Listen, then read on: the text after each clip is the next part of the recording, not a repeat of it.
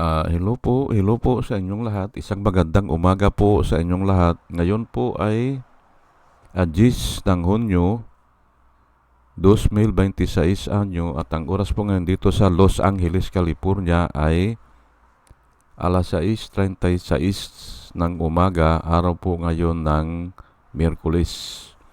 At nais ko po mag-vlog mga kababayan, mga minamahal, direct po dito sa Los Angeles, California, ay patungkol po dito sa proposal ni Alan Peter Cayetano ay tinanggihan. Opo. Title ko po ngayon ay Proposal ni Alan Peter Cayetano tinanggihan. Ay ano ba yung proposal niya? Ay yung proposal niya na dalawa sila ang pipirma o dalawa sila ang interim president. Yun po ang proposal niya ay hindi tinanggap ni Sherwin Gatchalian.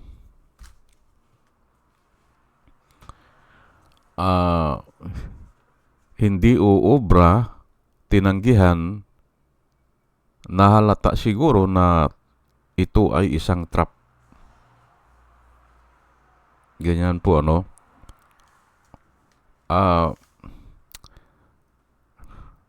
Malamang ay kwan ito nalaman na yung style niya nalaman na hindi siya sumusunod sa mga agreement. Yung mga kung ano ang pinagkasunduan nung nakaraan, hindi naman talaga siya susunod. Kaya nag-ingat na siguro itong mga grupo nila Gatchalian na huwag nang makipag-usap dyan o huwag na silang makipagkasundo. Yan po, no? At yun nga, yung ginawa nila kay Bato, hindi ba? Ay mabigat po yun. Na nakiusap sila na sila ang mag-custody. Pinakiusapan nila na sila na ang hahawak kay Bato. Pero nakatakas o pinatakas o later on wala siyang kasalanan dahil wala daw local court order. Ayan po hindi ba? Lulukuhin lang ang tao hindi ba? Ay totoo naman na walang local court order. Ay ano ngayon? Ay mayroon namang international court order. Ayan po parang nagtatanga-tangahan o nagluluko-lukuhan o alam niya na niluluko o nanluluko siya, pero kung magsalita siya ay parang walang kagatol-gatol. Opo, sana'y nasa sa ganun. Pero ang masasabi ko lang po dyan, at ito ngayon ko lang sasabihin dito, na maiksi rin ang isip ni Alan Peter. Hindi siya nag-iisip. Ang ibig kong sabihin, bakit siya mananahan sa boto ng isang nagtatago? 6 na buwan na hindi pumapasok. O mananahan siya dun. O sige, naging Senate President siya. Pero dahil lang sa boto ng isang tao na absent o nagtatago o kaya may kaso sa ICC, ay para sa akin po kung doon siya nananangan o doon siya umaasa o doon ang saligan ng kanyang pagka-presidente, ay napakadelikado po niyan At iyon na nga ang nangyari, hindi ba? Isang boto lang, tapos yung boto pa ng isang fugitive. Kaya ang sinasabi ko ay parang hindi siya nag-iisip o maikli lang ang kanyang pag-iisip. dapat inisip niya na hindi tatagal ito.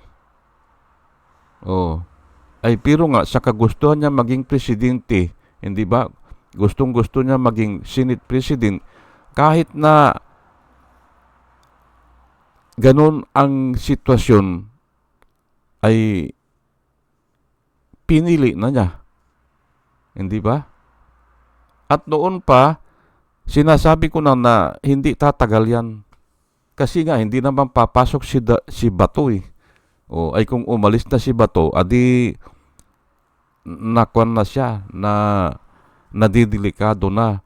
At saka, isa pa, ay parang niluko lang niya ang bansa, hindi ba? O niluko niya yung mga kasamahan niya. Kasi nga, ay pinapasok niya si Bato, aywan ko lang kung ilan ang ibinayad dyan o ilan ang kasunduan nila. Pero hindi na siguro babayaran yan si Bato. Hindi na. Yung iba na lang dyan. Yung ibang senador, mga 4 o 5. Pero yung 6 na senador ay, kuwan yan ay, ilan ba sila? 13? O ay may 6 dyan na diehard eh. O hindi na babayaran yun. O ilan ang kulang? O 7 pa ang kulang. Pero ang palagay ko ang binayaran dyan ay 4 o 5. Na maari na siguro, pwede na siguro ang tig 100 million. Para lang iboto. Remember ha, para lang iboto. Ngayon, nung naiboto na o natanggap na yung pera siguro, wala naman silang pananagutan kung another election eh, hindi ba? Kung another election dyan, ay hindi nila ma-maintain, ayan nga ang problema kung sino man ang bumabayad dyan. Malamang si Sara o kaya si Kwan nga, yan si Cayetano. Ay problema niya yan, hindi ba? Kasi alangan naman na ang gagawin nila dalawa, ibubuto at saka i-maintain forever, hindi ba? Ay hindi naman ganun Alam nila sa politika ay kamanggulang yan eh. O kaya dumidepende po yan sa mga sitwasyon o mga pangyayari. Kaya nga ang masasabi ko, parang hindi nag-iisip si Alan Peter Cayetano. Bakit pumayag siya sa ganun? Dapat ang lamang niya 3 agad. Ay iisa lang ang lamang niya. 13 lang sila. Ay yung isa pa ay hindi naman pumapasok. At alangan naman papasok yan ngayon, hindi ba? Adi huhulihin yan, hindi ba? Huhulihin yan eh. Yan po ang sinasabi ko noon. Pero ngayon ay ang tatalakayin ko ngayon ay ito nga itong bakit siya tinanggihan o bakit na ayaw maniwala ng mga tao sa kanya o yung kapwa niya mga senador. Yung po ang i-discuss ko ngayon dito. Proverbs 10 verse 19 ay when words are many, sin is unavoidable, but he who restrain his lips is wise. Ayan po. Ay puro siya dada ng dada, hindi ba? Ay sa Facebook, hindi ba? Sa online, hindi ba? Nag-o-online siya eh. Ay bakit yan ang ginagawa niya? Hindi ba? Ay nakasulat dito, when words are many, ayan po ay ang dami niyang sinasalita eh. Kasi nga, nasa online siya eh. Ako, hindi ko naman pinapanood yan. Pero pag dinidiscuss ng isang tao, may sinalita siya, yun ang pinag-aaralan ko. Pero yung makinig sa kanya ng matagal, na kwan ako eh, parang yung alam ko kasi na nagsisinungaling eh, kaya hindi ko na pinakikinggan. At nasa Biblia po dyan, pag may tao na nagsisinungaling, kahit pakinggan, wag mo nang pakinggan. Sabi ng Biblia eh, kasi baka madala ka eh. Ganun po yan eh. Baka maniwala ka. At saka, may reason dyan eh. Huwag mong kausapin, sabi niya, huwag kang makisama. Kasi kung nakikinig ka, para kang nakikisama eh. Ganun po yan, ano? Ay tama itong Proverbs 10 verse 19. When words are many, sin is unavoidable. But he who restrain his lips is wise. Ayan po. Puro na lang siya Puro na lang siya patutsada eh. Walang hinto ang pag-online niya, hindi ba? Kaya dumadami yung mga kasalanan niya. Sin is unavoidable. And he who restrain his lips is wise. Nagiging wise. Tignan nyo ngayon si Lito Lapid, hindi ba? Kung nagsalita, kahit paminsan-minsan lang malaman. Ako nga, hindi ko maisip yung sinabi niya pero tama. Ang sabi ni Lito Lapid ay, ang binabalita lang ninyo ay yung marami ang nangungumbinsi sa inyo. Ang ibig sabihin ay nililigawan yung grupo nila Cayetano.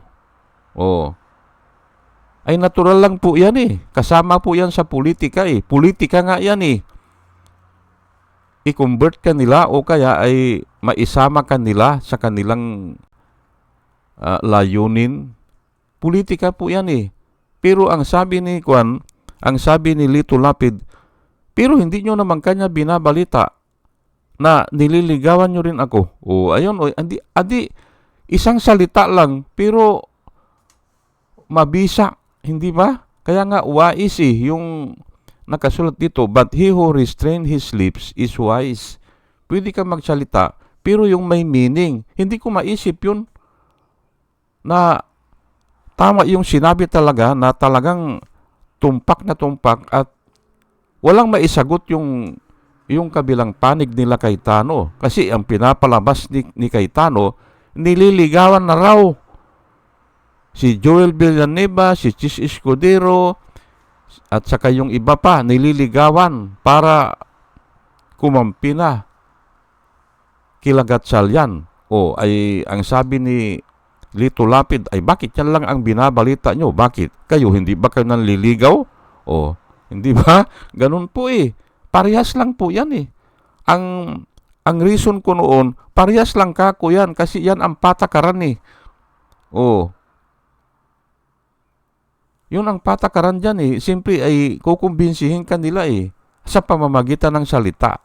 Kaya nga, kung ayaw mo talagang alam mo na mali yung sinasabi, huwag ka na makinig. Ganun lang po yan. Proverbs 13 verse 3, he who guards his mouth protect his life, but the one who opens his lips invites his own ruin. Ayan po. Kung parati mong binubuka daw ang iyong bunganga, ay ini-invite mo na yung lalagapak ka o mababalaho ka, ruin, o mawawala ka sa power. Yan po nakasulat dyan. He who guards his mouth, kailangan ay pigilin mo ang iyong sarili o gwardyahan mo ang iyong mouth. Ganun. Protect his life.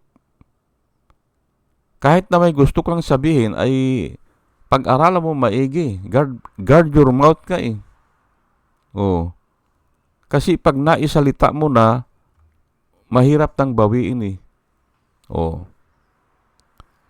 He who guards his mouth protect his life, but the one who opens his lips invites his own ruin. Ayan po. Kaya nga ito si Alan Peter Cayetano ay nagproposal siya na dalawa sila ang maging interim president o Senate President at saka dalawa sila ang pipirma, ay sinong papatol dyan? Hindi ba? Wala Kasi nga, kilala na siya na wala naman siyang isang salita At nangyari na yan noon kay yung kapanahonan ni Digong. Pinaghatian nila ang Speaker of the House. 15 months kay Alan, 21 months. Pero palagi ko hindi naman 21 yun kasi bakit ganun? Kasi ilang buwan na rin silang pumapasok Wala pang speaker Wala pa. Iyon ay nag-term sharing sila. 15-21 daw, 15 months kay Tano, 21 months kay Velasco. Ay nung natapos na si Alan, ako tanda ko po yan Iniba na ang kasunduan. Ang kasunduan ay if they have the numbers, sabi niya hindi ba? If they have the numbers, ay wala naman sa kasunduan yun Hindi ba? Nakipagkasundo siya, nahahatiin. Actually, hindi naman hati 15-21 nga equals 36. Ay yung 3 years po, 12 times 3 is 36 months. Hindi ba? Yung 3 years. Ay pumayag siya na 15. Ay dapat ang sinabi niya, sir, dapat 18. 18 months sa akin, 18 months kay Velasco. Dapat ganun ang sinabi niya. Ay hindi, ay pumayag siya siguro kasi gusto niya mauna na hindi ba? Mauna na, ay lamang na kasi ang nauuna Ayun, mautak, hindi ba? Ngayon, nung natapos na yung 15, ay ito na, gulo na, hindi ba? Ayaw niyang bumaba. At ang sagot niya, if they have the numbers. Hindi ba? Kung minsan ay titignan mo, ay parang ang totoo. Ay pero nga hindi na nga dadaanin sa butuhan yun Kasi nga, sa kasunduan, mag-giveaway ka na after 15 months. Ayan, hindi ba? Ngayon, ay ito. Dito nang naman, hindi ba? Ang sabi na naman niya, if they have the numbers, hindi ba? Sila Gatchalian daw, ay okay daw yun. Ay aywan ko, pero palagay ko mayroon ng numbers Kasi nga, ang balita ay, ang susunod na ay si Joel Villanueva. Lumipat na kasi si Kwan Lumipat na si Chis Escudero Naging 12. Ngayon, kung lilipat pa ito si Joel Villanueva, naging 13 na. Ayan na, 13 na. Pwede nang iboto o pagbutuhan ang presidente. Ayan po hindi ba? Kaya nga siguro ay sabi niya ay if they have the numbers, sabi niya? Hindi, itong huli niya ay ang sabi niya ay mag-meeting tayo, hindi ba? O mag-usap tayo. Ay putris ka ko yung pag-uusap na yan, hindi ba? Parang si Kibuloy yan hindi ba? Nung hinamon niya si Risa Ontiveros na debate tayo. Hindi ba? Magdebate tayo, hindi ba? Kung hindi mo ibigay yung Iloprano, ang sabi ni Kwan susunduin siya ng Iloprano at magbibigay ng magagarang pagkain, hindi ba? At saka security. If you fail to do this, sabi niya debate tayo.